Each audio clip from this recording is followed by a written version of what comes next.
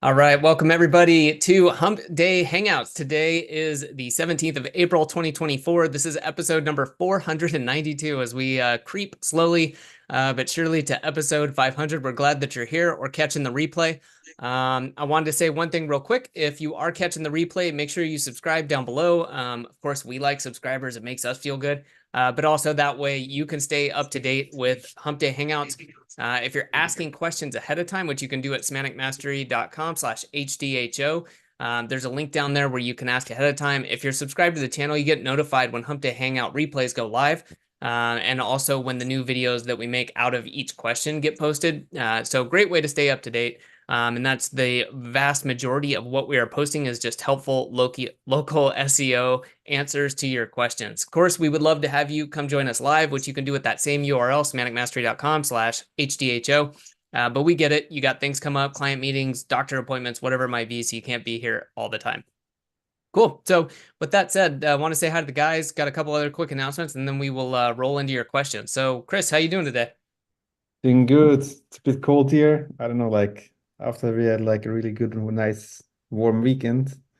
I don't know whatever happened to the weather. Like we're back to the cold time. So Yeah, fair enough. Well, at least you're not in Dubai. I think I saw on the news that they're having some sort of record rainfall. I saw a picture of the runway of the airport and it was underwater basically. No So the shit. people dancing on the streets again.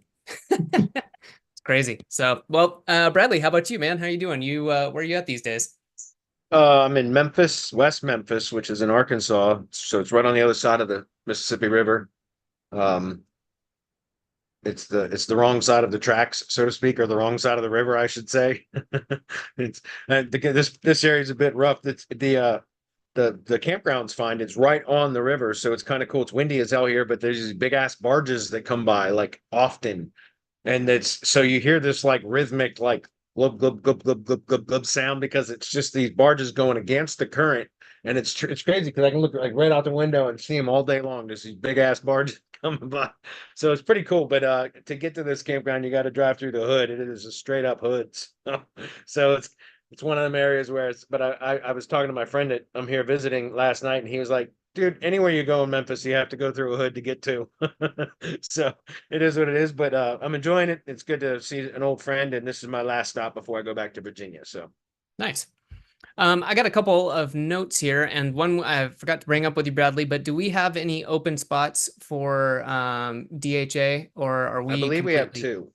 We have two. So I'm going to put the link for the survey sign up. If you are interested, before we go any wider, we've given people who had early access, a small number of people who wanted early access, a couple people from the mastermind. But before we go out and about, anyone who watches Hump Day Hangouts is definitely someone we're interested in helping out with their client pipeline, and that's what the DHA program is for. So I'm going to pop Yeah. this in there. If you are interested in that now, literally today, tomorrow, Friday would be the ideal time to fill that out.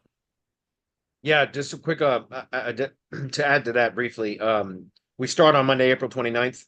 So, and it's an intensive coaching program where it's very small group, only 10 members or less. If we don't fill the last two slots, so be it. It'll be eight of us. But it's going to be intensive coaching in that it's small group coaching with an accountability meeting once per week on Mondays and the afternoons. And then every Monday through Friday, I'll be available for 1 hour per day in the mornings, early mornings, but I'll be available to jump on Zoom calls, do whatever I got to do to assist our members through this program to make sure everything's set up properly, working properly, and all of that. And so by the end of the 3 month program, because that's what it's going to take, it's really a 2 month build with the last month is kind of overage time to work out kinks and bugs. And some people are going to fall behind. I know it. So that last month is really kind of catch up and fine tuning and that kind of stuff.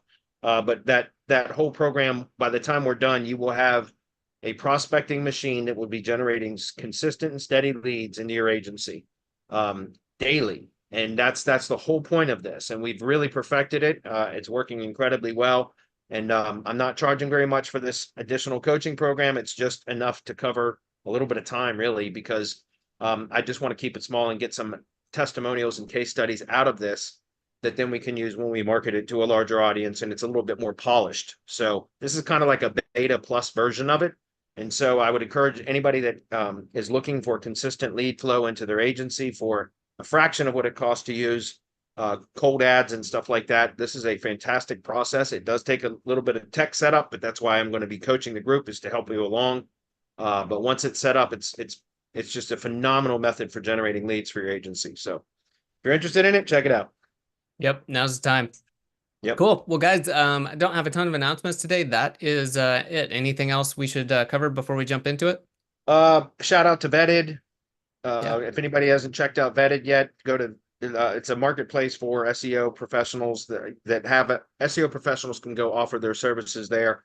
So it's, kind of like a marketplace to buy stuff. I've got semantic links on there, but Vetted with 3 T's, VETTTED.com.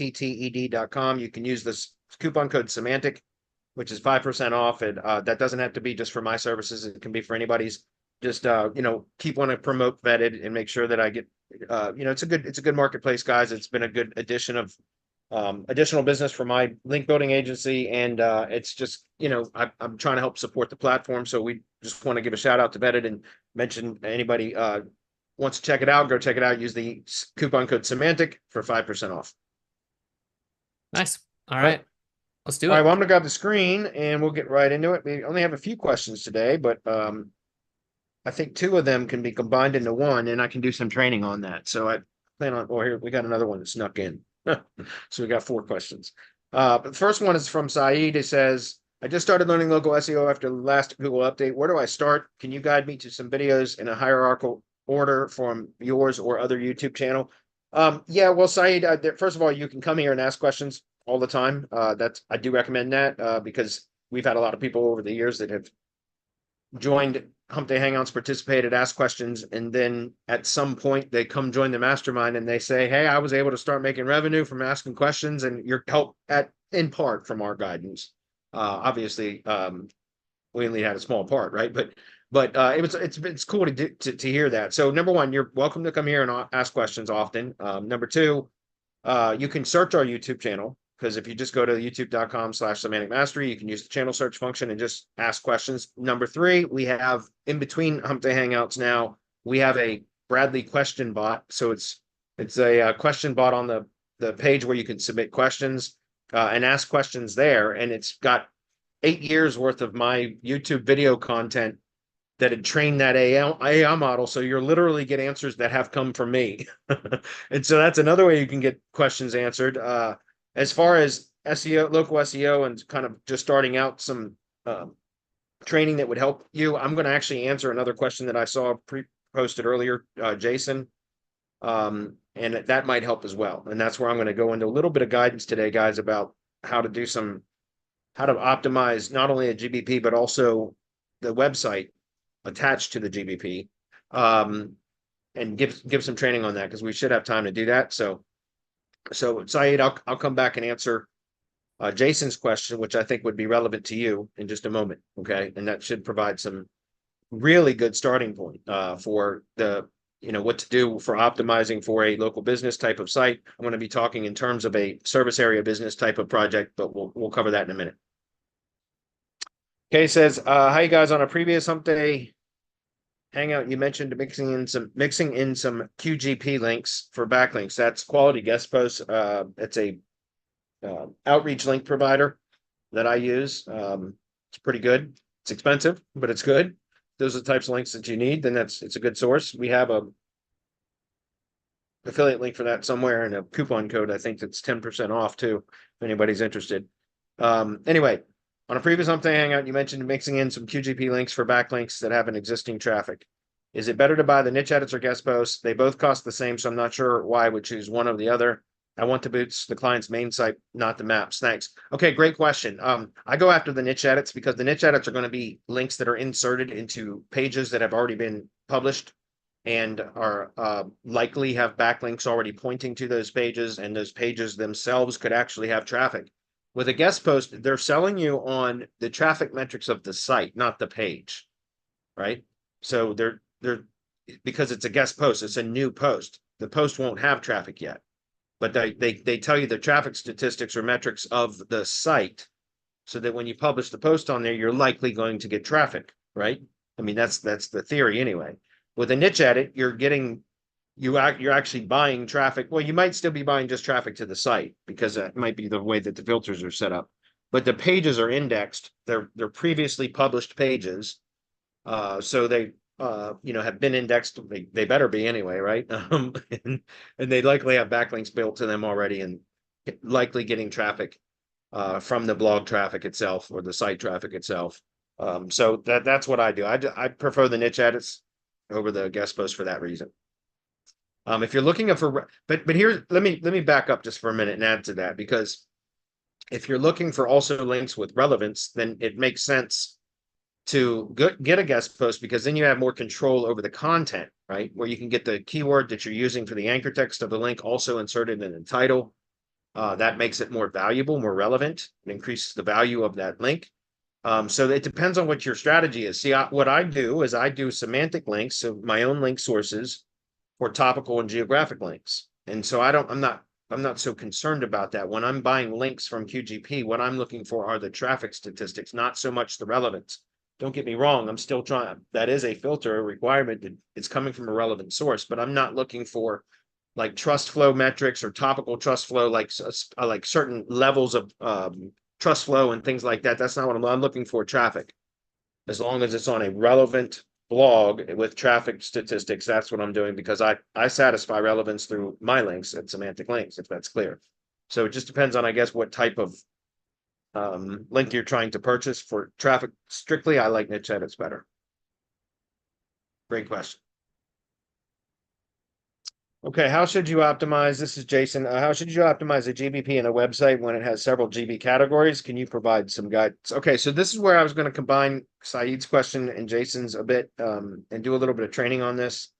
So I've got some recent examples that I can talk about. So for example, say you got a home improvement company that does exterior home improvement, things like roofing, siding, maybe, windows and doors, right? Installing windows and doors and gutters, which is usually a function of roofing.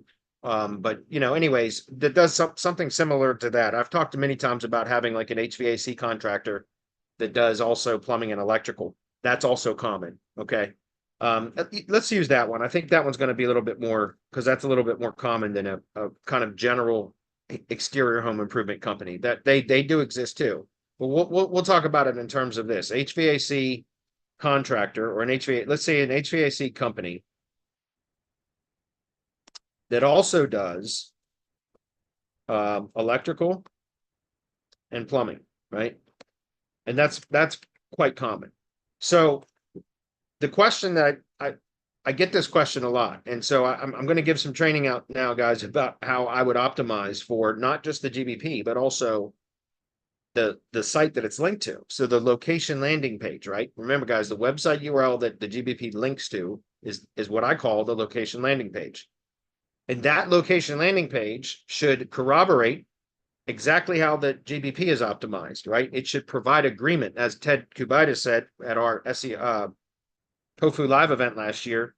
I always say corroborate, but he said agreement. That's a simpler term, and I like it. So I always give him credit when I mention it. But the location landing page should be optimized the way, and provide agreement, corroborate, validate how the GBP is optimized. And I see mistakes made all the time with this, because companies they link to their homepage URL when it's a single location business, a service area business especially. So like a contractor, an HVAC company, for example. They'll link to the homepage URL, and then they'll put keywords in their homepage SEO title, and then they'll, a call to action. So something compelling, some sort of, call to action in the headline, or so the SEO title. And then they'll mention, the several areas, like we provide in this city, this city, this city, and the SEO title. And all of that confuses Google, because if the GBP is optimized for first of all, the brand name, you should always reference the brand name on the location landing page first. Let me give an example here, guys.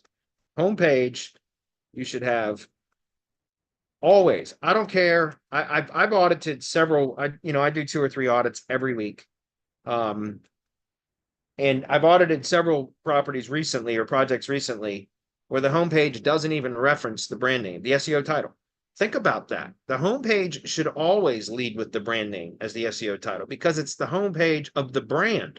Like, I think it seems pretty self-explanatory to me, but I see it all the time where they squeeze a bunch of keywords in the homepage SEO title, but don't even mention the brand name in the SEO title. It doesn't even, it's not even present. What? That's the homepage of the brand. It should be the homepage, or excuse me, the brand name. So it should lead with the brand name. So anyways, brand, then I talk about doing like a CTA, a call to action on the homepage. And I'll get, even for a single location business, I'm going to recommend linking to a dedicated location landing page for this reason, excuse me. A location landing page, LLP, I would also recommend leading with the brand name first, but then optimizing for the primary Google business category, and then the specific city and state or location where it's optimized for, right? And here's why, because that's the way Google optimizes for the Google business profile properties, right? There used to be a GB website that doesn't, it's been retired, so I can't show that now, but they both in the Google business profile, so the map, and in the Google business website, Google always led the SEO title with the brand name of the Google business profile, right? The same brand name. And that was, you couldn't change that. The only way you could change that was to change the GBP name. So lead with the brand, and then Google would always append at the afterwards its own Google Maps, or with the GB website, we could control what was appended after the brand name as the SEO title. We had some control over that, but it would suggest optimize right after the brand name. It would suggest include and it would put in quotes whatever the primary Google business category was, and then it would mention the city that it was located in. And so Google's telling you how to optimize the location landing page. Because it's telling you through the Google business website. At least it was. We don't have that option anymore. But the point that I'm trying to make is even the Google business profile itself, so the map listing, starts with the brand name, and then Google Maps appends Google Maps afterwards. So it's hyphen Google Maps. That's what it says, right? So we should lead with the brand name first, but that kind of brings up an issue. If link, so what I'm saying is even on a single location business, instead of linking to the homepage, link to a location landing page, a dedicated location landing page, especially for a service area business, because a service area business, and especially for a company that offers multiple services, etc. Because a service area business, especially if they're going to cover usually a larger territory, right? Multiple, so the city that they're located in for sure, but then usually also all of the adjacent towns and city names, they're going to end up having location pages on the site, right? So that they can try to expand their search engine coverage, exposure, both in maps and organic for those types of search queries in those other adjacent cities, right? That's kind of typical stuff. But what I'm saying is, by linking to the homepage then, and then referencing multiple cities or a broader region, it's not providing agreement with the GBP, because the GBP is only registered in one city, right? So the page should provide agreement, right? Should corroborate that. The location landing page should corroborate, validate how the GBP is optimized. So why not create a dedicated location landing page for that specific city? And then you can optimize the root domain to the homepage, essentially the homepage, for the broadest. First, the brand, as always, as I just recommended, always you should lead with the brand in the homepage title. Full stop. It's the brand page, all right? And then you can have a call to action or a broad topic or category term that covers all of the additional products or services that the company provides. I'm going to get to an example here in a minute. And then region, whatever the broadest geographical region is, because now what that's doing is that's setting the kind of frame for the entire site. It's saying from the homepage, which is the brand page to begin with, here is the top level topic or category term or the call to action, some sort of compelling copy like call us today or whatever, and then the region in which you do it. Because guys, think about this. If you know what a semantic triplet is, right? It's the way that you would describe in a semantic triplet, like what a company does, is the company name provides products or services in location, right? So that's how I want my SEO titles to especially for something like the homepage or the location landing page. I want to company name, lead with brand, what we do, products or services we provide essentially, and where we do it. Does that make sense? Because now it's a very logical way. And again, that's how if you look at a Google business profile, let's just go pull one up, right? Like, let's just say, or let's use HVAC. HVAC near me. We'll go into maps. But if we click into this guy here, right here, okay, rescue your air and drain. We would be referencing the brand name, then what they do, and then where they do it, right? This doesn't have a public street address. Let's go with this one. So the brand name, what they do, and then where they do it, West Memphis. Does that make sense? So the point that I'm trying to make, guys, is if you create SEO titles that way, it's very logical. It helps Google to understand because you're associating the brand with the products and services, right? Preferably at the entity level, broad level, and then also the locations in which you do it. So for a multi-location, or excuse me, a single location business that services a large service area, how I would optimize it would be, and let's just use this guy as an example, right? I would take Forbes Heating and Air Conditioning, and they say only air conditioning contractor. I promise you, these guys are missing out on search queries that they're not getting impressions for because they don't have all the appropriate categories. I can guarantee you that this company right here, unless all they want to do is air conditioning work, they're probably missing out on a lot of impressions for search queries because air conditioning is a category, or air conditioning contractor is a category that has specific search queries associated with it. HVAC contractor has other search queries associated with it. There's a heating service or heating repair service. There's several other categories that should be listed there. And that's critically important, guys, having proper category selection. But what I would do in this case for this particular, and then we'll come back to a more general that has multiple categories and show you an example of that. But what I would do is, let's see, I don't want to buy GMB everywhere there. And then I would reinforce West Memphis, Arizona, because I'm in West Memphis, Arizona. And so I'm actually just going to go pull that up with Wikipedia. All right. I know I just spelled that. Anyways, I'm going to show you guys, or Arizona, I said Arizona, Arkansas. I said Arizona. This is what I meant. Right. So this is how I would optimize that page. The location landing page. Okay, does that make sense? Because the location landing page, the website URL linked to from the GBP, now provides perfect agreement with how the GBP is optimized. Now, I'm not saying this Google Business Profile itself is optimized properly, but I would optimize the location landing page SEO title this way, because now that's exactly, again, let's look at this. If we were to copy the URL, just the share URL, if I can get back to it, I'm going to open it up in Firefox and visit it. So this will take me directly to that maps listing. Again, this is showing West Memphis is the location, right? So look at the SEO title. It's Forbes Heating and Air Conditioning - Google Maps. That's what I was talking about, right? So we want to lead with the brand name. Then we want to reinforce the GB category for the location landing page. But let's use an example. Let's just say that Forbes Heating and Air Conditioning also did full HVAC contractor services, including electrical and plumbing, which each have their own Google business categories. Okay. Then how would we optimize that location landing page? And what is the appropriate category to select as the primary when they do three different things? Well, I've done some testing with this, and there is a category that is just straight contractor. There's a Google business category that is just straight contractor. And that is actually a relevant category to select as a top level category, primary, I mean, when there's multiple types of home service type categories like HVAC contractor, plumbing contractor, roofing contractor. I think plumbing is plumber, but roofing contractor, etc. That all can fall under contractor. So contractor would be the primary. And again, if we just to kind of clarify this, guys, if we come back and look at Wikipedia and we look up contractor, contractor has multiple meanings depending on which context it is used.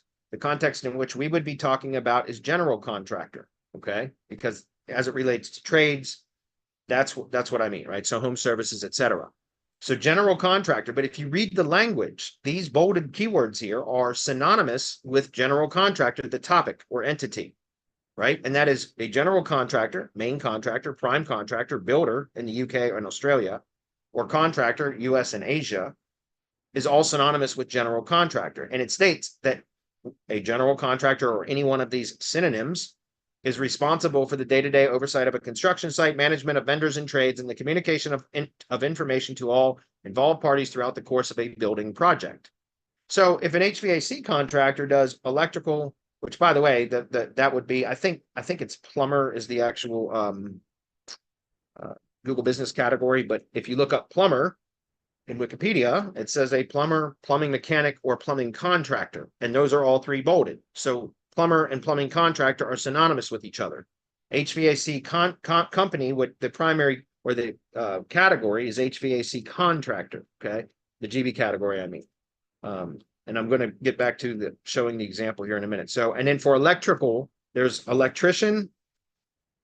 If I can spell, I can never talk and type at the same time. And there's also electrical services, or something like that, electrical installation service or something like that. There's another one too, but we'll just go with electrician.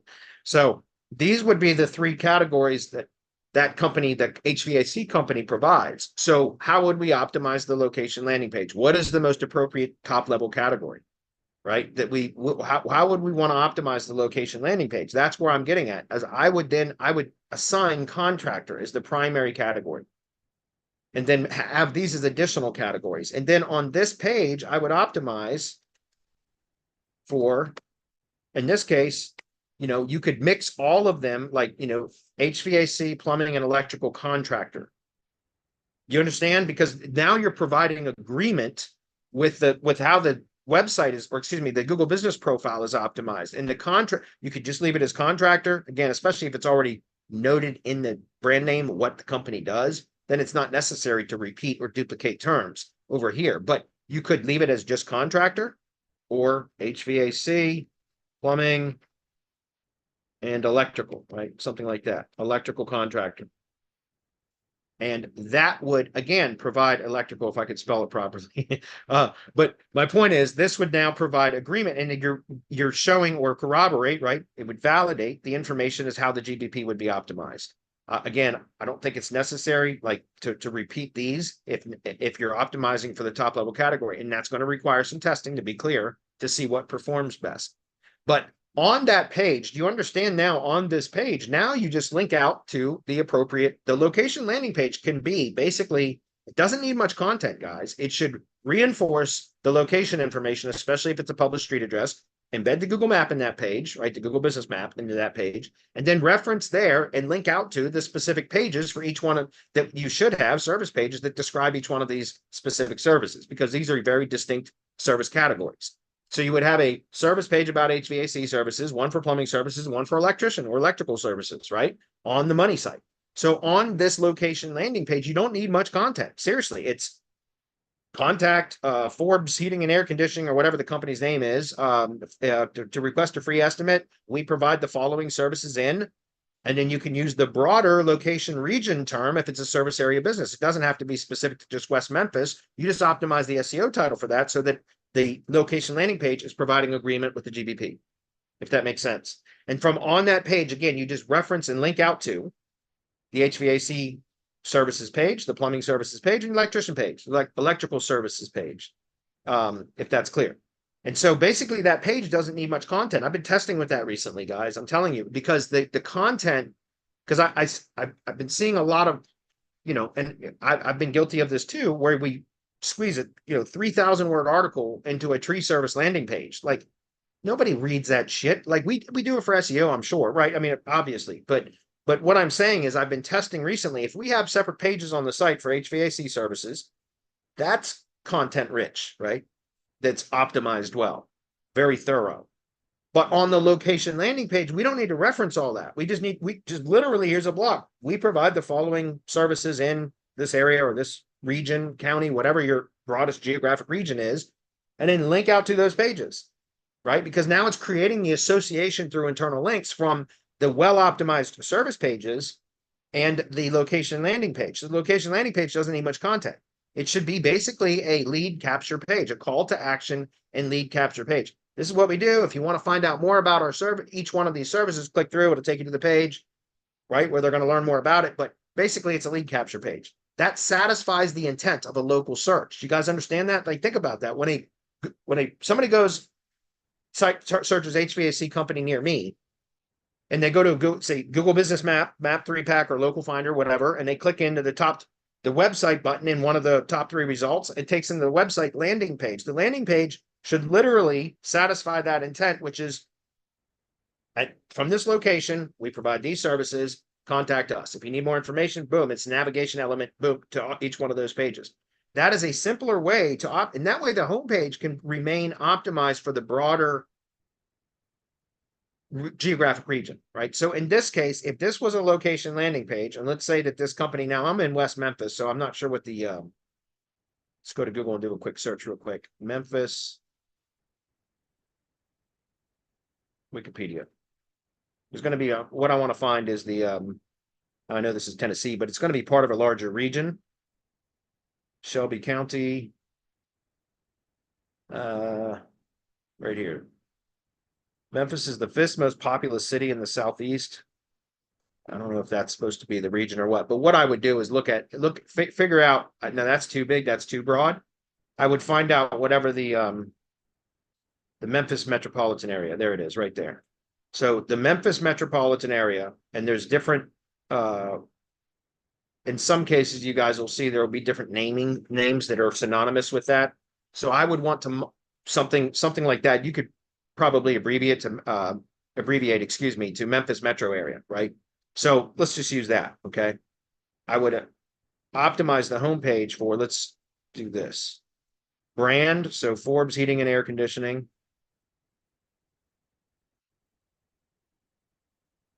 And then this would be a really good part or place to do something like that, right? And I wouldn't leave it like, I would just say Memphis metro area, right? Abbreviate that a little bit because that's kind of a long, and that doesn't matter, by the way, guys. It can be a long SEO title, but something like that, right? Could be contractor, could be service contractor, could be a call to action, call us. It's not as important here to have a specific keyword because this is the brand page. So it's important to reference who they are and where they are, like who they, and if you could, on the homepage, it's going to be navigation elements to the various services that are offered throughout the site or by the company anyway, right? So that's what I was getting at here, guys. It's a simpler way to optimize because then again, even for a tree service, for an HVAC company, a service area business, whatever, they're usually going to be optimized for that specific city that the Google Business Profile is located in, but then also all the adjacent cities. So if they were in West Memphis, which is what this one was, here's an example of what I mean. You go to Easy Local, the map radius tool, and I would say in West Memphis, this is Arkansas. I think, is that AK? Or is that Alaska? It's AR maybe? Or is that Arizona? I don't remember. I'm not sure which one it is, but we'll just say West Memphis and see what happens. We're going to go with like, say, I don't know, 6 miles. Draw a map. And here's where we would extract. And that might be too narrow, but we can find out the locations that are significant enough to have their own zip code within a radius of West Memphis. So we got Marion and Proctor. So it looks like only 2. So in that case, let's just go with that because we're going to, spend a lot of time on this already. Then we would have a separate page on the site optimized then for similarly to this, but for other pages that aren't directly linked to a GBP or the homepage, it's not necessary to have the brand first. You can, but I always usually for my own sites append the brand name to that. So in that case, I would have something like again, contractor, or I would test with this, but I would optimize the other location pages for Marion, Arkansas. And let's go find that real fast. Right there. I always like to reference it the way that Wikipedia has it. So I would list it as that. Then I would have the brand name last because I usually append the brand name to pages that aren't directly linked to from a GBP. And then I would repeat that same one for Proctor as well. Do you understand? And now, again, now this page can rank for on this page here, right? This would be the Marion page. Once again, I would follow the similar format of the location landing page in that I would have a block or an element or something in the page, in the main content body of the page, that then references and links out to each of these pages here: HVAC services, plumbing services, electrical services, right? Because now that one page, this Marion page, can rank for any of those search queries in and around the Marion area, because that one page is optimized at the kind of top or category or topic level, and then references and links to all of the supporting pages where it's much more specific. So it creates an association that allows this location page to where you don't have to duplicate a HVAC services Marion page, plumbing services Marion, electrician services Marion. No, it's just one set of service pages that then you link to, associate in each of the location pages optimized for the top level topic or category term, or combination of them. And you'd have to play with this. You have to play with different configurations to figure out what performs best, but this is a good starting point. Hopefully that's clear. Anyway, that's how I've been building sites recently, guys, and been doing a ton of audits and site structure recommendations for clients and things like that, and members of Mastermind. And I've been getting reports back from people that within sometimes just a matter of days of making some of these changes to the structure, things start to pop like considerably in maps, and also sometimes organic as well. But this is more of a maps play than anything, if that's clear. And I'm telling you guys, it's a more efficient way to build local sites, especially service area sites. And I've been really playing around a lot with categories, Google Business categories, and finding what we can do to basically create almost silo structure within a Google Business profile through the categories. And that's why I was recommending about using something like contractor. There's also a general contractor category as well. But the general contractor is more, in my opinion, and again, it's going to require some more testing. But general contractor category, GB category, I think is more specific to like a general contractor that manages a bunch of subcontractors. Contractor, in my mind, again, without full testing to validate this, contractor is more general, in such as an HVAC contractor that does plumbing, electrical, and HVAC, or an exterior home improvement contractor that does roofing and siding and windows and doors, and you know what I mean? So I think and again, some of that, I don't work in that into any of those industries specifically, but I do consult with SEOs that work in those industries, and I've been sharing some of these strategies, and I've been hearing back that it is working. So again, playing around with Google Business categories to figure out if you can create almost like a silo structure. So the primary category is the broadest, but then all of the other categories fall within that category, right? Support that overall broader category. And then if you mirror that into the location landing page, now you've got agreement, and as long as the site structure is done properly, it really helps the GBP to perform better, because it's simple, it's logical, Google understands it, and it's just the performance is great. And like I said, guys, it's been testing this stuff for months and just really kind of discovering that you can do a lot with proper category optimization with the Google Business profiles. Like, it's amazing what can happen in maps. Even stuff that has been struggling for a while, just rearranging categories a bit, sometimes can make the map significantly improve. It's crazy. So anyway, I hope that was helpful. We'll see if there's any follow-up questions. We still got 15 or 20 minutes. Sorry, guys, I'm just trying to get Yeah, no worries. There we go. Just hopping back over and looking. What's up, Craig? Pro Wash Exterior Cleaning says, what is the best way to vet an SEO agent to work for a professional exterior cleaning company that is focused on commercial and growing more locations? Thank you. Well, ask them if they can provide any examples. Like, seriously, any examples of work that they're with existing clients or past clients. That's a great way to do it, is just ask, especially if you're personally, I think if you're looking for somebody that's going to be really effective, I say this and it's probably going to piss some people off, but I think it's one thing to be good at SEO. It's another thing to know how to be good at SEO and know how to apply it to a specific business where it's going to provide value. Okay, so you can be really good at SEO and executing, getting stuff to rank or perform better in search. But how do you translate that into value to the client? We all think that just ranking stuff is going to be valuable for a client, but that's not necessarily the case. So what I'm saying is, having an SEO that knows how to be effective for that type of a business and a home services type of contractor or whatever, they're probably going to be able to help you get, achieve whatever your desired result is faster because they have a better understanding of your business as well, not just technical SEO, if that's clear. So I don't know, guys. I just think that SEO it's too easy to be a commodity and to be replaceable if you're just good at like the technical side of SEO.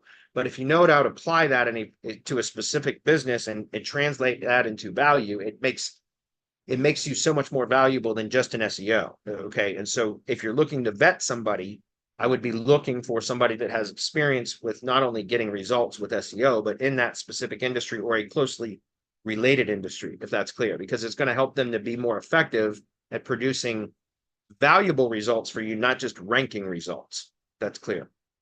All right.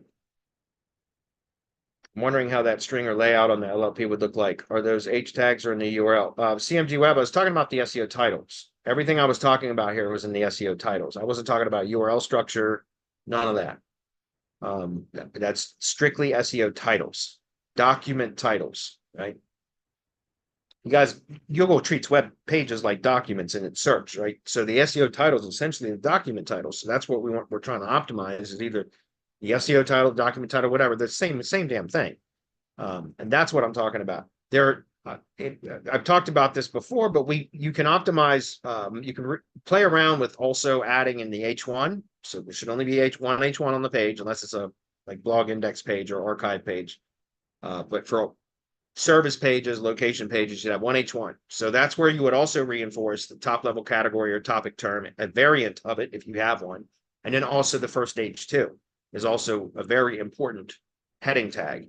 And what I found, guys, is just if you really nail that structure properly, you don't need near as much content or anything else, near as many pages, full stop. Like it's almost like you're doing Google a favor because you're giving them easy, logical structure to crawl and understand, and not bloated content and 3,000 words for somebody just seeking a damn tree service estimate. You know what I mean? Like the sites just perform better. They're easier to manage. Less content needs, less link building targets, right? Less target URLs to build links to. Everything the way that I build them is almost one big reciprocal link. And so no matter which page I'm building links to, it flows through to all the other pages in the site, all the other key pages in the site. It's just a more efficient model. And it works. I've been testing with this for 2 years. I'm still learning too, by the way. That's what I'm saying. I'm doing a lot of consulting now on how to apply this method for other industries. And so I'm learning a lot about that. And that's where I'm kind of just in the tree service industry. It's two categories, really. It's tree service and arborist and tree surgeon, but tree service being the primary category. And they're both synonymous. They both share so many similarities that they're almost synonymous or interchangeable. And so I've learned or developed the site structure in the tree service industry and it worked great, but that's a single category business, essentially. So I've had to do a lot of testing and consulting with others that have multi-category businesses and provide recommendations and then have them report back and then we fine tune it. And so that's kind of where I've been discovering some of these other kind of things, like figuring out what the broadest top level Google business category is that could potentially be broad enough that these would be supporting categories, if that makes sense. And you optimize for that as primary, and it makes it almost like a silo structure in the GBP, if that makes sense. As long as you can show the hierarchy in the location landing page, right? Then anyway, hopefully that's clear. Yeah, I think that helped out. Okay. Arizona AR is correct. You said, okay, cool. Nice breakdown. You said keep the location pages thin. What about those that say beef up location pages with lots of info from that location, sites, etc.? I'm finding that that's less and less effective. Even my own site structure where we reference points of interest, top sites, and things to do, which is easy to collect that data because, like, for example, I'll just show you an example, guys. Like I'm in West Memphis, Tennessee, or Arkansas. I keep saying that. So if I look at, say, things to do in West Memphis, right? And I'll get back to answer your question here in just a second. Right here, it comes up with this like carousel, right, of things that we can do. So even in my own site template, we've been referencing a section where it'll say, you know, things to do in top sites, and there's three things to do in 3 top sites, and all we're doing is copying and pasting this data into the site. Okay, but what I'm finding is that by omitting that, I'm still getting good results. I don't have enough data yet to where I'm going to recommend pulling that out of the site yet, but I've been testing with that a little bit, and I'm finding that that's not quite as necessary, right? But again, I've got a lot more testing to do. I'm still early on that. But part of the reason I started testing this is because I just came back from the SEO spring training event, and one of the speakers there, Chris Cazzo, was talking about he does a lot of affiliate stuff, but he, I guess, does also SEO work for several big attorney firms that are national type attorney firms. And so he was seeing a bunch of site traffic dropping from a lot of the location pages and sites and things like that. And so he started doing some testing and found that trimming the content, pruning the content down to satisfy the intent of what that page should be about, and that's it. And getting rid of the fluff, the statistics, the facts, the unnecessary points of interest and all that we worked in there. We all did that, right? And we did that for a reason, because the algorithm, it was like just the mention of those items forced location or geographic relevance, right? It caused that page to be able to perform better in local search and influence maps and everything because it mentioned those things. But as the algorithm gets smarter, as Google gets smarter, right?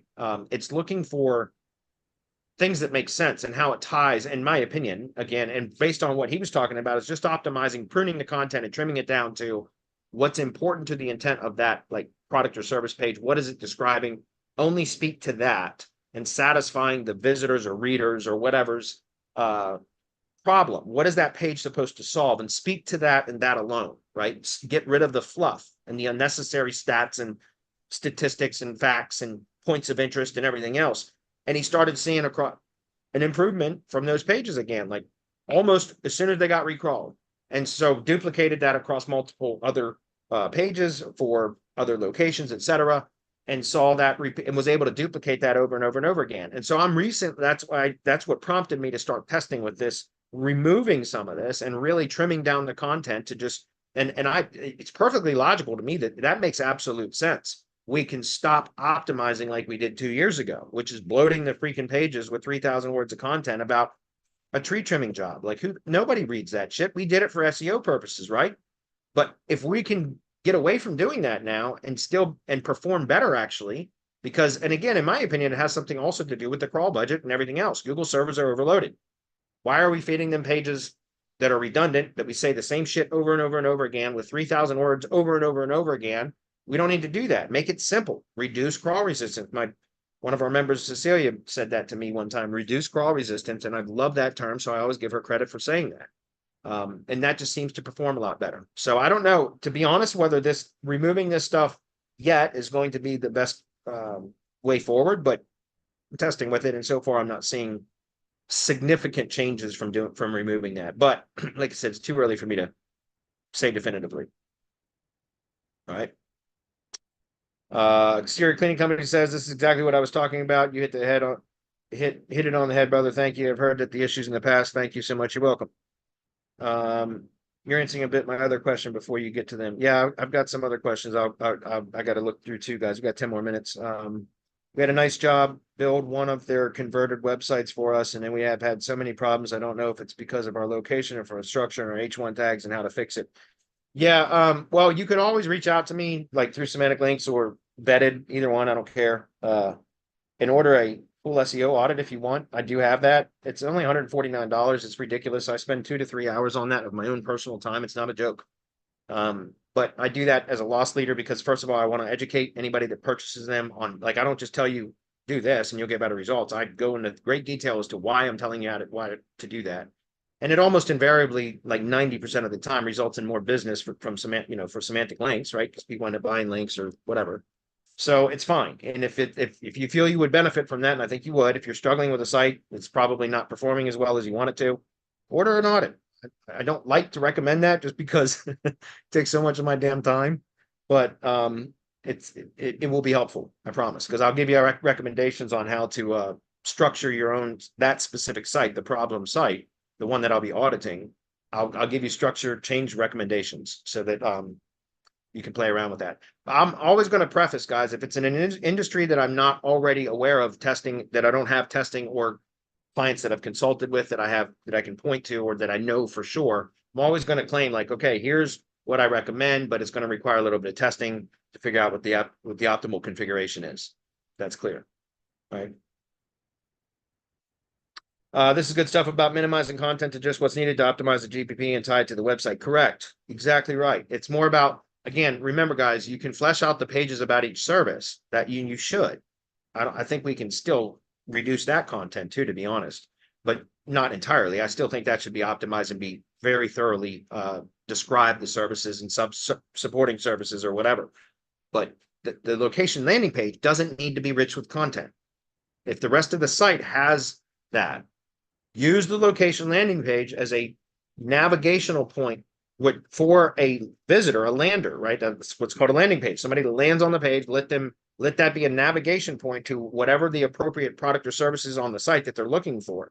But really, that page should reinforce, corroborate the location information. If it's a published street address, you reference that, you embed the map, and it should have a lead capture, whatever the conversion mechanism is, right? Which is usually going to be tap to call, or for a service area business, it's usually going to be a tap to call button or a estimate request form or contact form, essentially.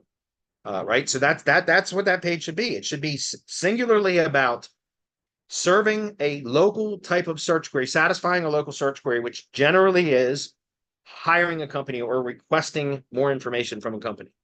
So that page should satisfy that intent. It doesn't need to be bloated with a bunch of crap, right?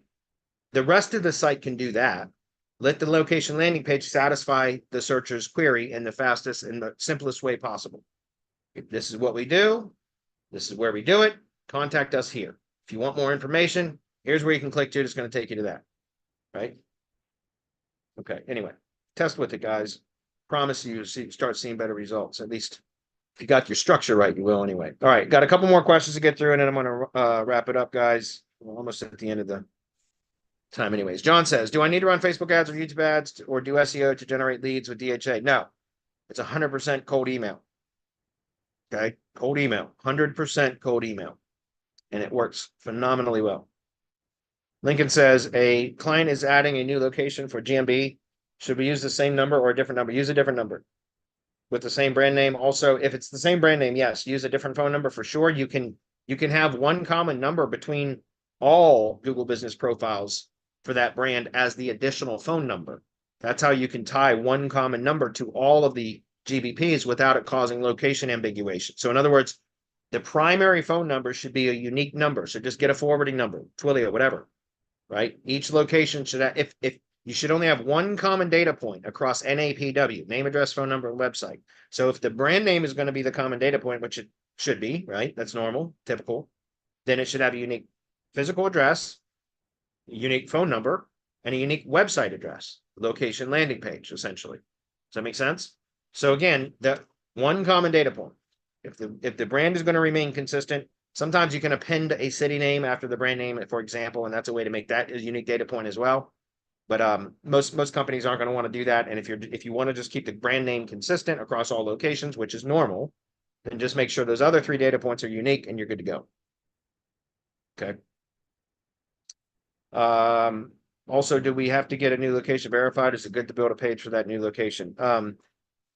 Yeah, if you don't have it verified yet, then I would, before you even try to create the Google business profiles, make sure the landing page is set up and optimized. And, you know, if it's a real valid business location, then you should be all right. But if you're trying to create a new location that's not really a valid business location, good luck.